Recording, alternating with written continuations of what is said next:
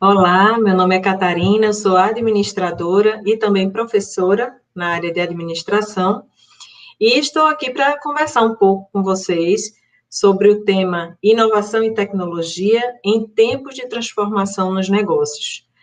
É um prazer estar aqui, né, compartilhar um pouco com vocês.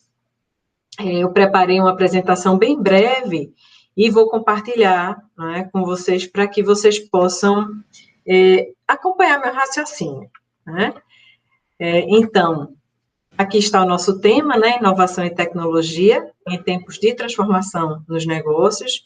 Coloquei aqui o meu contato, se por acaso vocês tiverem alguma dúvida, quiserem enviar alguma pergunta, né? Já que essa transmissão é assíncrona, né?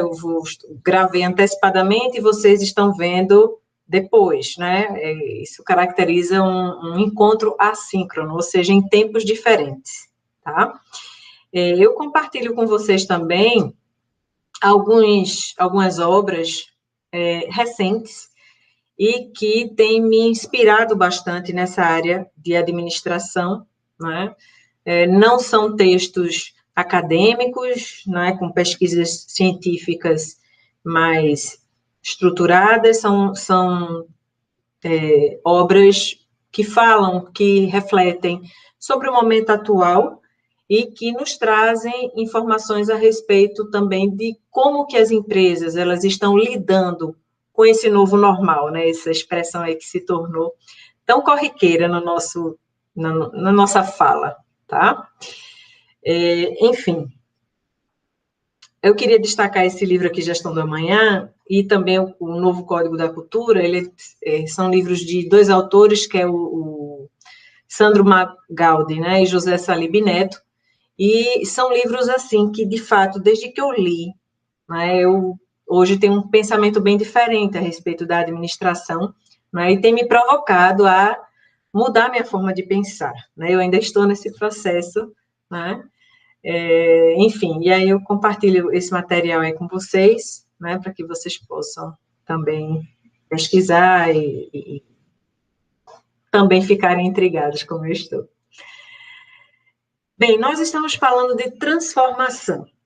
Eu gosto bastante de trabalhar a raiz da palavra, né, e aqui a gente tem o trans, né, que significa além de, né, a forma, que significa algo estabelecido, né, já formado, definido, e ação, a ação significa movimento, né? Então, essa palavrinha transformação, ela significa que a gente está saindo de um estado para outro, né? Nós estamos nos transformando a nossa forma, né? Ou a forma de algo.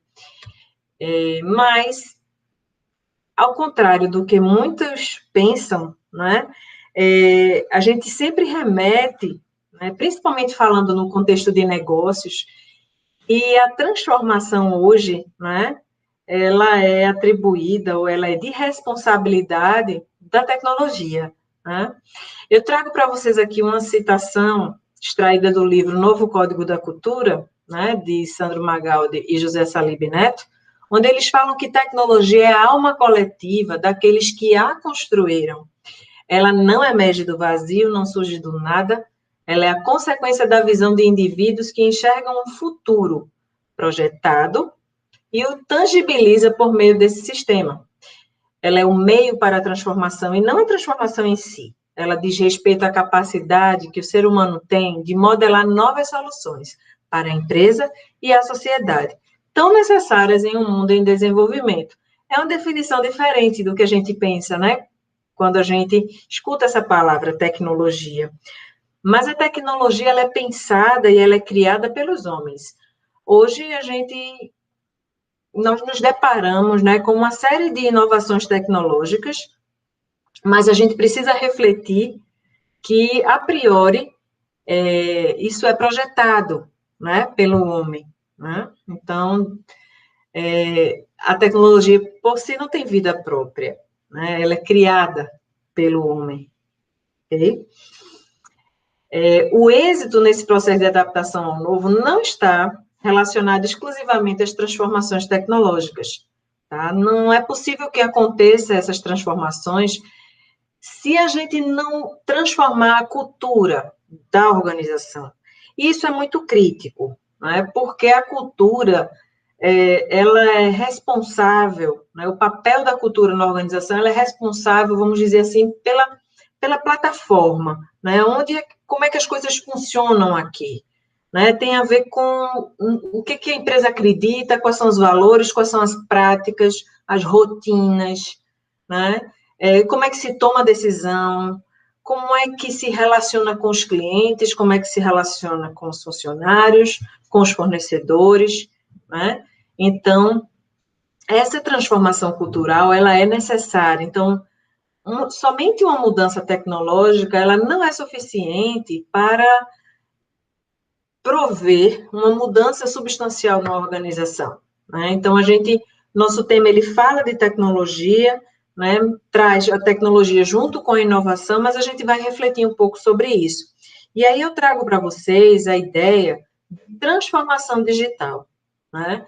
É um termo que a gente tem utilizado, né, justamente para atribuir esse movimento, né, onde que os negócios estão passando, justamente de sair de um modelo mais passivo, menos interativo, para um modelo expansivo, em rede, né, onde se vai interagir mais com os clientes, mas também você vai se expor mais. Interagir mais com os clientes somente não.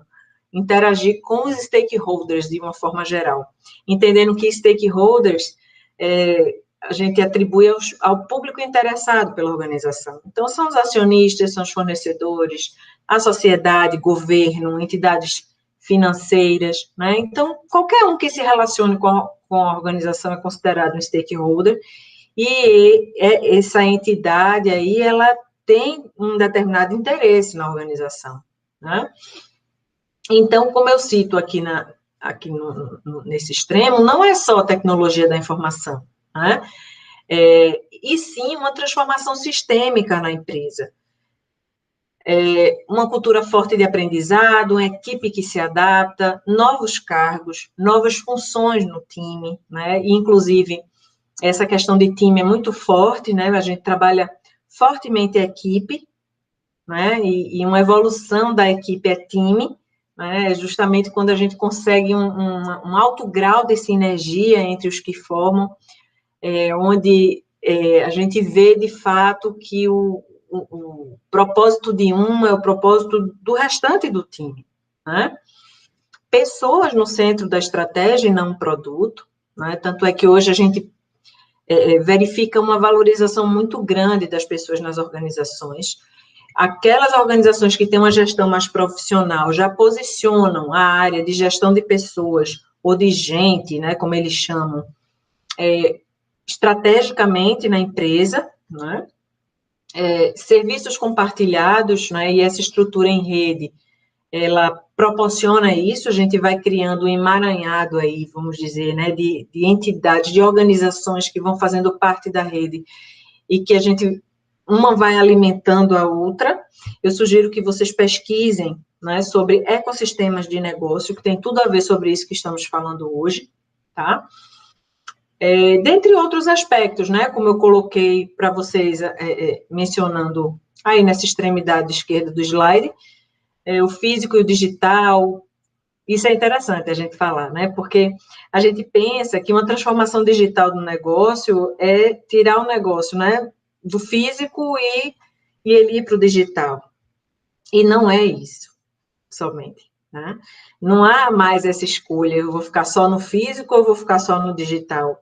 Hoje fala-se do phygital, né, que é você considerar os aspectos físicos do seu negócio, mas também os aspectos digitais, e isso funciona de forma híbrida, não tem como separar mais, tá? E os clientes participando de forma mais crítica e dinâmica, então são algumas características que ilustram que não é somente a participação da TI na transformação digital, né? Eu coloco também algumas definições, a primeira é a de Silvio Meira, né? Transformação digital é a destruição criativa em rede, né, dos modelos de negócio tradicionais, provocada pela maturidade das plataformas digitais, né? Então, essa maturidade que eu falo aqui para vocês é justamente o nível que ela está se apropriando de tantos elementos, né? Não somente da tecnologia, mas como que ela gerencia pessoas, como é que ela lidar com essa questão, né, do físico com o digital, como é que ela lidar, né, com o propósito dela, tá?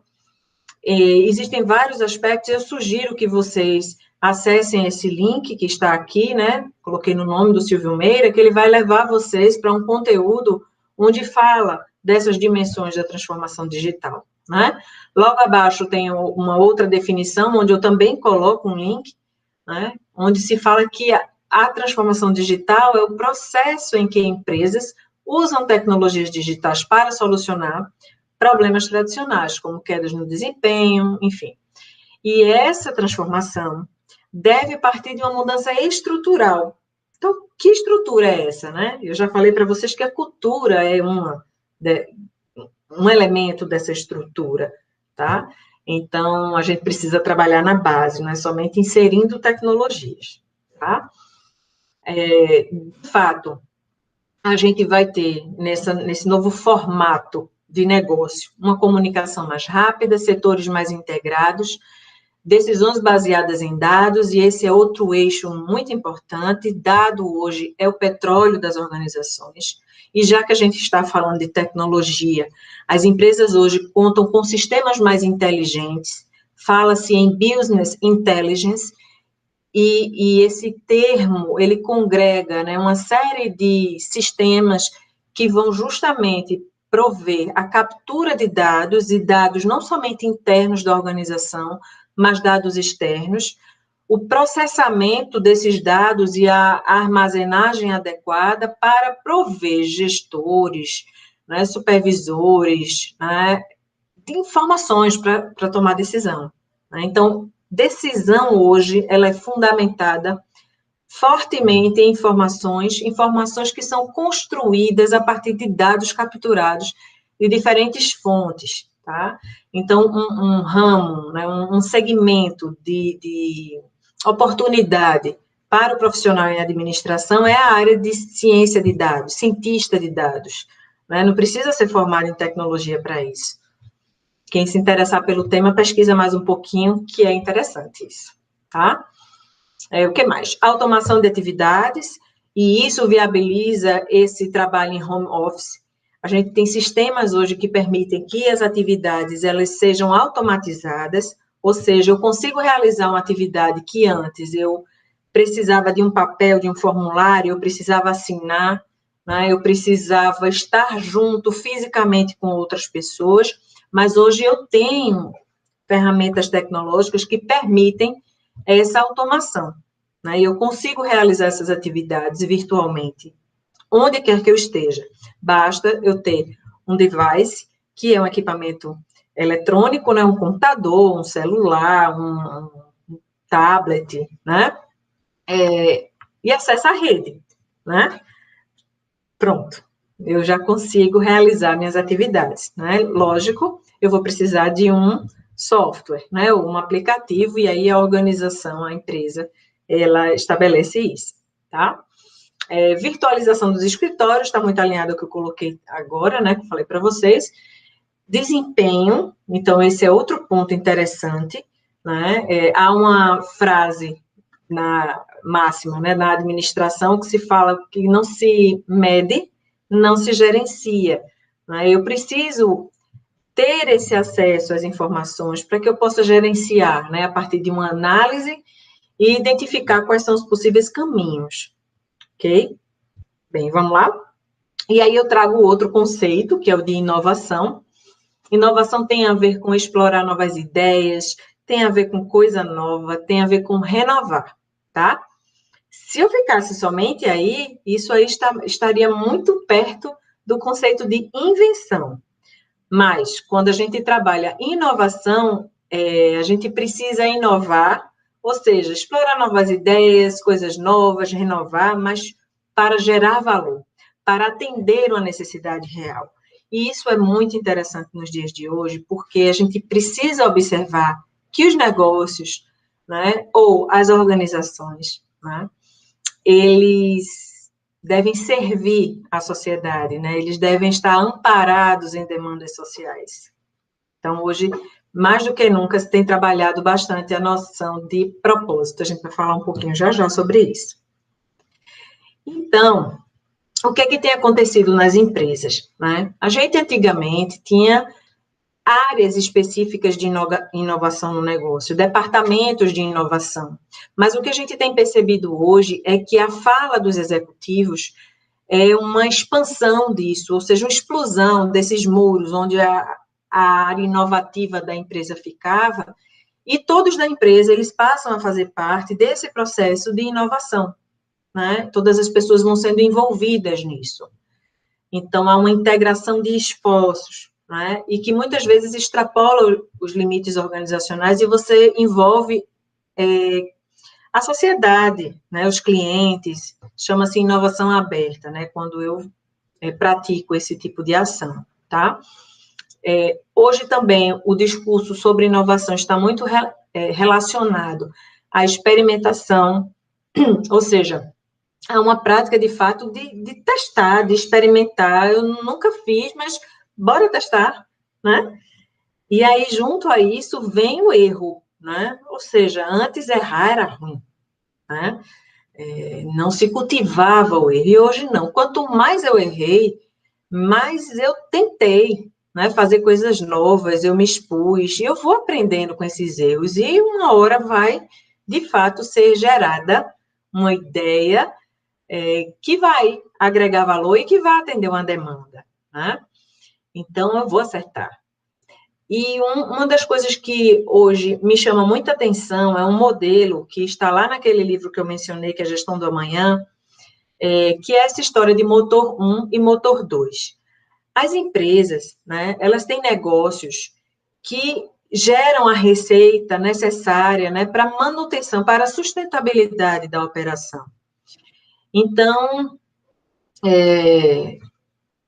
ela vai, de certa forma, se acomodando àquilo, se ela não mantiver internamente uma força que puxe ela para a inovação, né? Então, eu tenho que ter, vamos dizer, essa participação de, basicamente, dois comportamentos na empresa, né? Um, de trabalhar esse funcionamento do modelo atual, né? Que tem gerado a rentabilidade do negócio e tem mantido ele, mas em paralelo, eu preciso alimentar algo mais caótico, né? Que vai estar pensando e repensando o modelo de negócios, que vai estar projetando o futuro do negócio, que vai estar testando novos modelos, para que no momento que esse motor 1 começar, né, a falhar, né, a não dar o resultado esperado, eu tenho esse motor 2 aí que está prontinho agora para entrar em operação.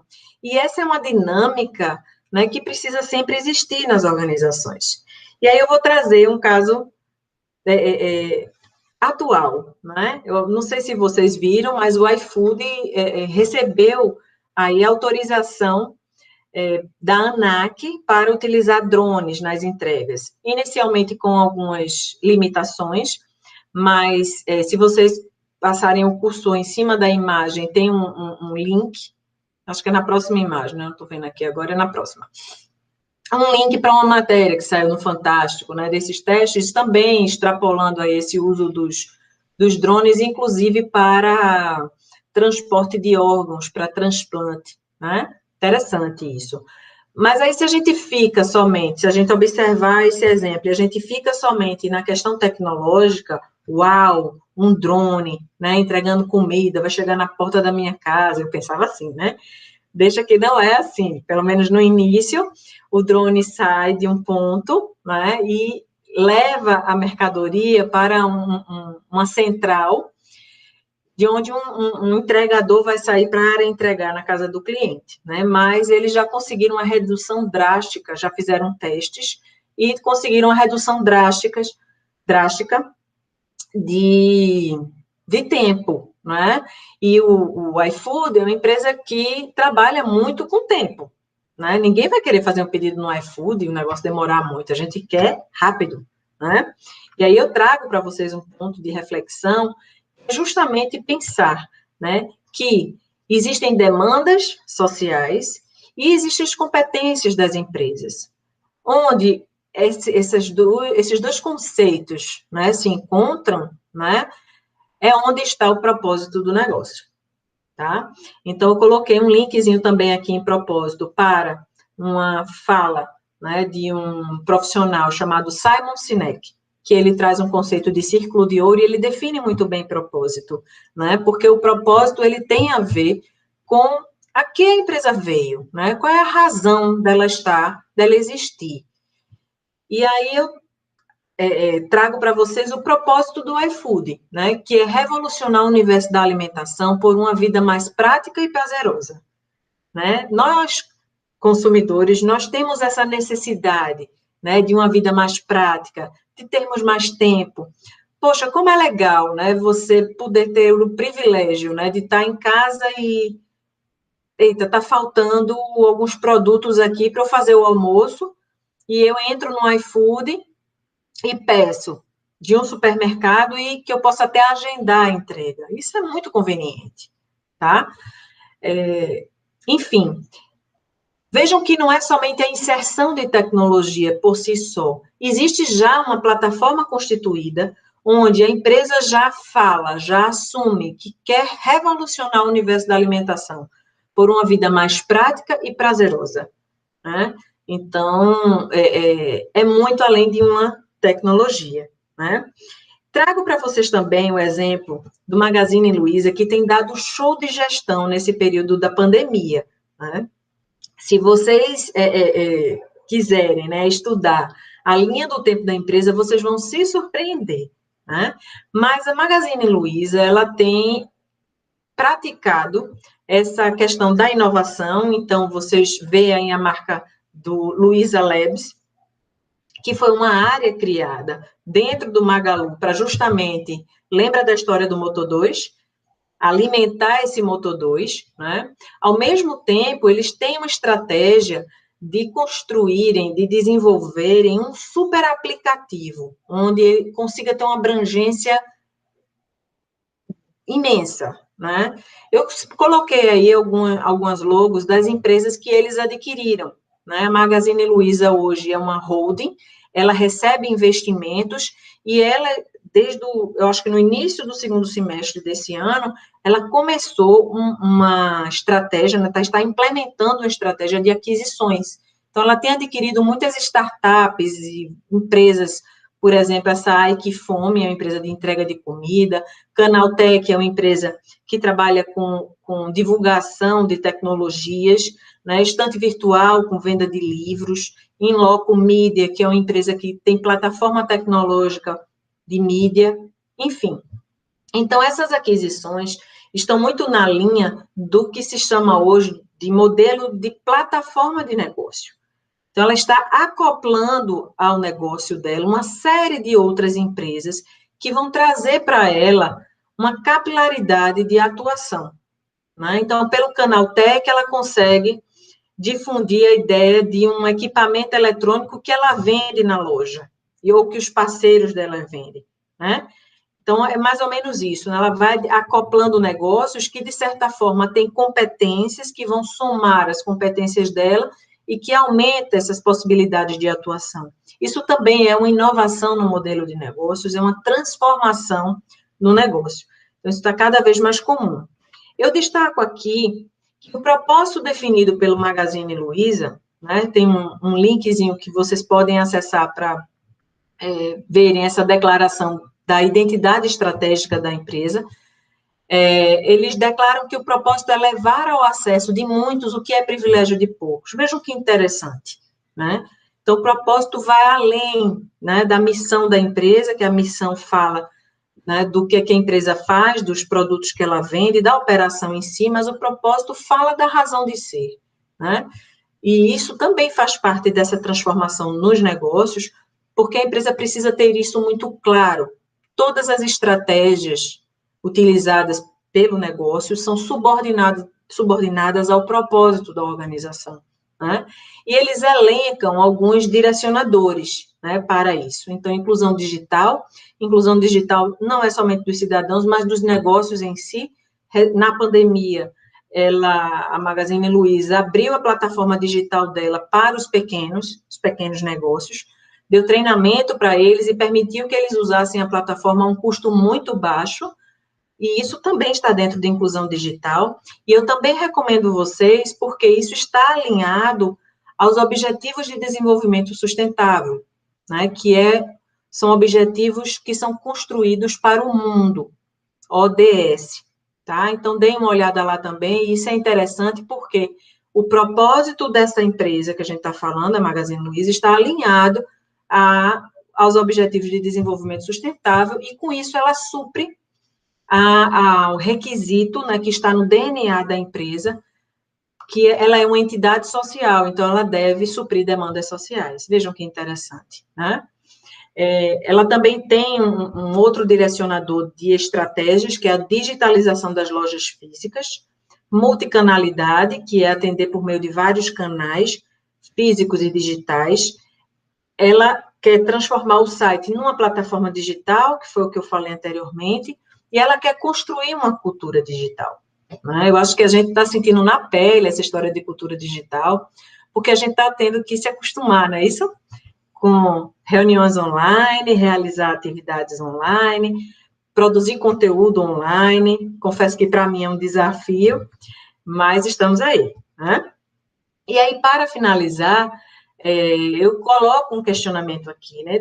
Do que se trata essa inovação e tecnologia em tempos de transformação nos negócios? A gente sabe que são dois eixos que dão força, né, empoderam a organização, e que a gente, de fato, precisa investir nisso, né?